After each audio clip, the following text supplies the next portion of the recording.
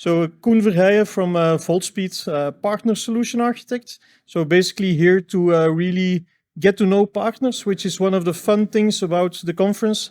I've got to meet some people that I've been meeting online for like 3 years that I never seen in person. So I've saw them for the first time. So it's a very good conference because like the majority of the audience is SIs or VaultSpeed partners already that are here. So thank you for organizing it like that. That we have that big crowd of SIs that are present. So that's a nice experience compared to other events, data events, where there are like much more customers than if you go to a Snowflake event or a Databricks event. That's like much more customer focused and partner focused. A lot of other here, we don't need to convince people about DataVault, basically. Yeah, our automation software, like first selling DataVault and then selling automation, because yeah, that's the obvious next step. So a question that popped up from VaultSpeed is, yeah, what kind of automation capabilities do you see as crucial for ensuring efficient data architecture in today's very dynamic and constantly changing business environments? Excuse me, that's a great question. And for those of you watching, pardon me, I've got a little bit of a throat tickle, so bear with me, all right? But I see quite a bit of automation gaps today, but they stem from, first off, from the perspective of a business person, what's happening that's manual. And then when you look at the manual processes, whether it's business or IT, the next question is, what parts of that can I automate? And can I go beyond the traditional automation to do those things? Some things like data quality analysis. There's a whole perspective on the data quality aspect that hasn't been automated. And that is generating the data quality tests or the data profiling sequences on what to test. Because by the time you get the metadata into an automation tool, the automation tool should be able to say, well, here's some additional metadata flags. If you click these boxes or check these things, we can go look at the values and do some measurements for you. There probably is a bit more wizard-driven UI work to accompany those flags to say, well, how do you want to test this? What are you specifically looking for? We have this suites of profiling or quality tests to look at. So I think that's one area that needs to be reviewed. And data quality tests are well known. You can look up the different kinds of tests, the black box, the white box, the regression, and on and on and on. So developing metrics around data quality on a consistent and repeatable basis, the automation tool can generate those things, and then you can put them into a workflow and schedule them and get them orchestrated, right? I think the other aspect of that is leveraging AI. And in leveraging one area to leverage AI in automation is to look for, again, a human-driven process and say, well, can AI, and you don't want to focus AI on trying to do the entire human process, but within the human process workflow, is there a step or 2 or 3 that can be automated using the AI that we couldn't do before? So looking at that aspect of it and saying, well, if I'm an automation tool and I'm generating, for instance, data movement algorithms, it's common for the business analyst to write requirements, and then it's common for the IT team to try and implement BI outcomes. Well, what if you could do some predictive analysis on the metadata that you have, and then say, well, here are some possible BI outcomes, and by the way, we've auto-generated the queries. If you don't like them, turn them off, right? So there's some really cool things there in terms of discovery, because you've got access to both the data as well as the metadata at that level and some completed definitions. Once again, there's room for wizards around that to help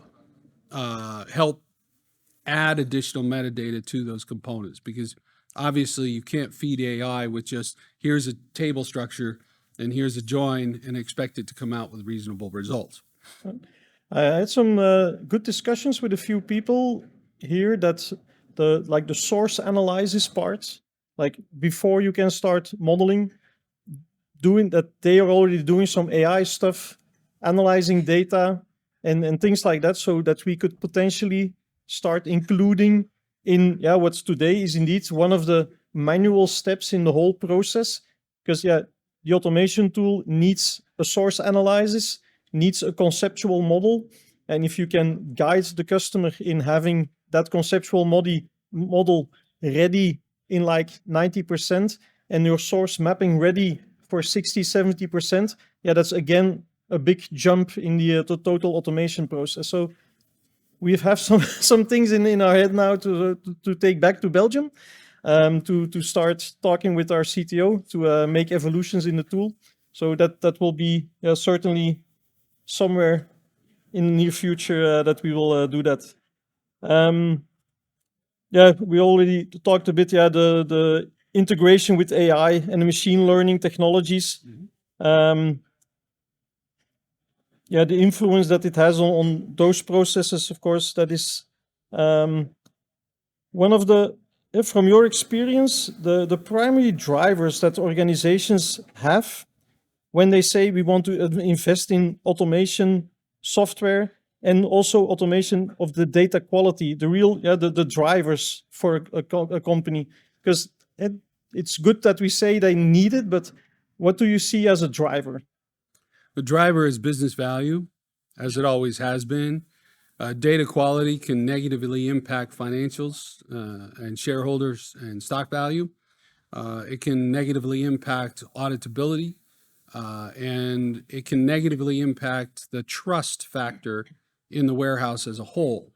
So obviously, if the entire warehouse starts to lose trust, then everything goes out the window. And that includes all licenses and software and teams, and then they usually try to greenfield it and start over again.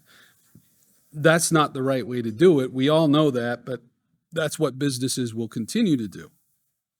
So the right way to do this going forward is to detect those problems and leverage a automation tool to help with quality detection. And in terms of justifying it, you need to start assigning dollar sign values to individual elements that are missing. Like, what's the cost if a business key is missing? And a primary example of this would be in healthcare. Suppose you have a patient record and a patient record ID, multiple alphanumeric, and you lose the patient ID and the patient comes back. The patient has an ongoing hospital visit because they have a heart problem. And subsequently, because the patient record can't be found, someone starts a new record and then has to ask the patient all those new questions again just to find out. The patient gets frustrated. And then meanwhile, while the hospital's trying to figure out what to do for this patient, the patient dies. Right? That's an extreme case. But if you can illustrate that in preemptive or proactive way, and you can use an automation tool to discover some of that and then automatically generate some mitigation strategies in terms of assigning values or determining, once again, data quality at a cost factor. And then you walk to the business and say, well, did you know that you have all of these issues with your data quality? These were discovered. There are others we didn't detect. But here are some of the impacts that this might affect your business. I guarantee you somebody in the business will pay attention. Yeah. Besides the thing we see with AI, are there other emerging technologies that you see that will or sound or are promising for you to enhance automation capabilities? Not yet. It's still very much I want to say a nascent field. It's more like a developer's paradise of playground type of things going on in AI. There are some companies that are really, really focused on one thing. So for instance, writing books or ebooks, and they know exactly what AI can and can't do for their business. those companies are already far ahead. They've implemented AI, they've developed their tests, they've trained their models, they're already producing product. So they've begun that journey. In the world of analytics and data warehousing, we really haven't begun that journey. It's still very much waiting on vendors to integrate AI into their solutions. And the problem, one of the problems there is that the customer doesn't know what to ask for in terms of functionality from the vendor. And I'm sure you see this. The customer, you go to the customer and you ask them, what would you like AI to do for you with regards to our tool? What kind of feature would you see that in? And they look at you with a blank stare because they don't know, right? They just don't know. Whereas if you go to a technologist or somebody like me with a lot of experience, they're going to go, well, you know, I did this manually for 20 years, or I did that manually for 15 years. And those are the things you want to listen for. Again, wherever there's a manual process, the answer isn't how do I replace the person? The answer is how do I accelerate that process and make it faster using the human along the way? So at key points, you introduce this wizard-driven environment so that the human accelerates their development and leverages the AI as a tool, not an end solution, right? Some of the customer base thinks AI should be the end solution, but then they get fearful and go, well, it's going to replace my job. No, it doesn't work that way, not today. And I don't see it working that way into the future. So again, looking for it from a perspective of, you know, how do we accelerate the process and inject AI into that acceleration, put a couple of wizards on it so it's a guided discussion. That's the success. Yeah, I think we are online then. That's very good. Yeah, talks here at the tables like a lot on security and privacy requirements. The evolution of that. Do you see that we are 4 automation vendors here? None of us like actually includes the security point of view in what we do. Do you think there's a need for these data warehouse automations tool to like integrate that, or is it an industry on its own? I think it's both. I think the automation tool vendors should absolutely look at as that. I don't think it's a core product inclusion. I mean, it could be, depends on what the value of the company wants to do with the core product. I do see it as an add-on. Some companies may want it, others may already have something baked in. So as an add-on, it may make sense to say, well, if you don't already have something, we've got this add-on package that will generate and integrate with, say, LDAP or your HR systems, or, you know, use the existing drivers where compliance has already been put in place to drive the connection between the security policies and the way the data needs to be treated. So another area that the automation tool could look at or ask the question is, what is the gap between existing security policies in your HR system represented by LDAP and what you're telling me is the data model you want in your warehouse, right? And then help close that gap by generating code that bridges it for them and brings that to bear. So security models in the database are extremely important. Snowflake today, at least from an analytics perspective, is one of the leaders in that. Oracle has their own system. I don't know how well that plays with the analytics components, but they're very, very good at the transactional environments. And then, of course, you've got Teradata with its own security, and you've got all the standard players. But every database vendor has to evolve to provide the capability, but no one is really addressing how to connect it. So you've got teams that roll their own today, and that can be a problem. Yeah, and then that is the difficulty to align the things that we as an automation software can generate, that's the data platform at the end will consume and use. So that's a difficult one. We support all the major platforms, all of them, they are different. And then if you would like launch a security aspect within the VaultSpeed product, but only can support it on Snowflake, Right. yeah, that's painful for the other customers. But this is why I'm suggesting it be an add-on. Yeah. If it's an add-on, then you build one add-on for Snowflake and develop an engineering team just for that, and a sales stream just for that, Yeah. and an add-on for Teradata if you want it, and so on. So each add-on has to justify its existence in conjunction with the database vendor that you're dealing with, because they are so different. Yeah. We often, when we are talking to our customers, it's like misconceptions about the role of automation in data management. So it's for a lot of people difficult to understand what it actually brings.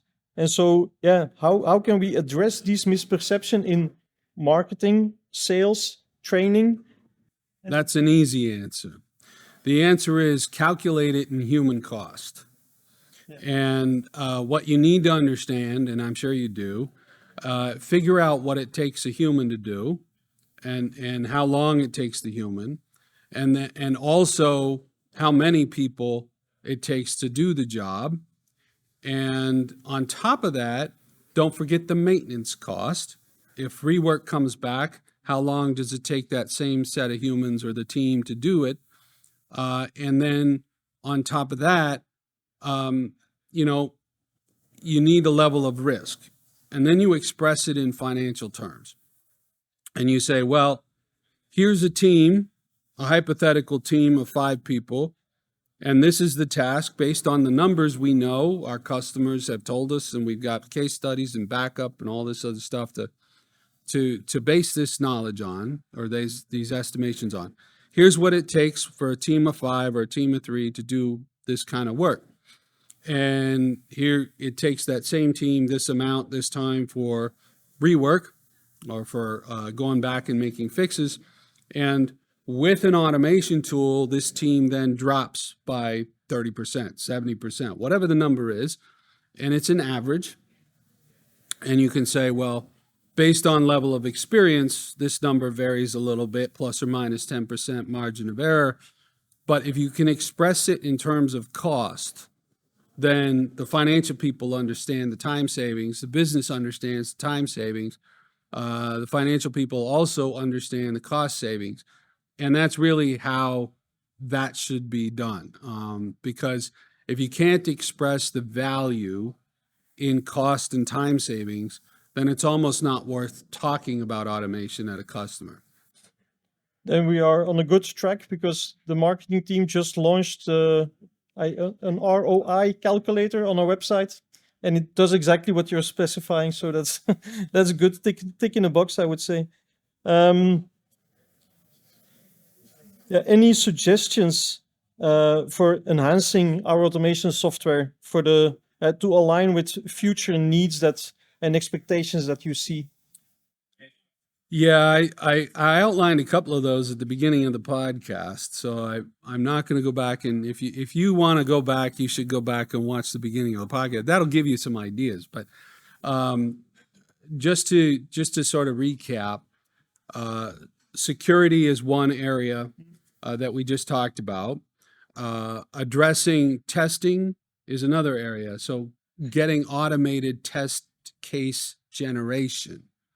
There are automated testing tools, but they rely on the human to build the test cases.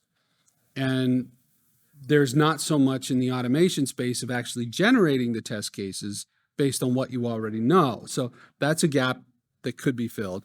Data quality, which goes sort of hand in hand with the test cases that we just talked about. And then, of course, BI outcomes, predictions. What is it that you know in your sphere of influence that you can say, well, we don't know whether or not you have business requirements here, but here's an analytic you may or may not have. And if you don't have it, here's the code to go build it, right?